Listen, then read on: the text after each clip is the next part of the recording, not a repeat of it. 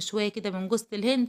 عندك انت اي مكسرات عايزه تزوقيها تمام، مش عايزه تزوقيها خالص هي مش محتاجه ذوق اصلا، هي تحفه من غير اي حاجه خالص. لو عملتها بقى وخدت لك خرطه كده ولا اتنين على الصبح جنب كوبايه شاي بلبن او كوبايه شاي، كفيله جدا تخليكي كده بصي دماغك متظبط لحد ما تعملي غداكي ويجي وقت الغدا.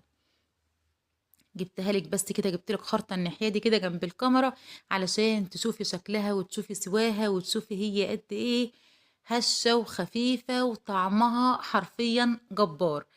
بتمنى ان انت تعمليها بقى وتجربيها كده على طريقتي، وان شاء الله هتعجبك جدا جدا.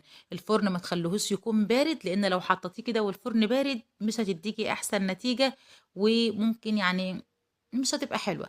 فانت خلي الفرن بتاعك يكون سخن قوي، شغليه على درجة 180 ويكون سخن، وتدخليها فيه تقعد من 45 دقيقة ل 50 دقيقة. بتمنى ان الفيديو يكون عجبك، وياريت بقى تجربيها.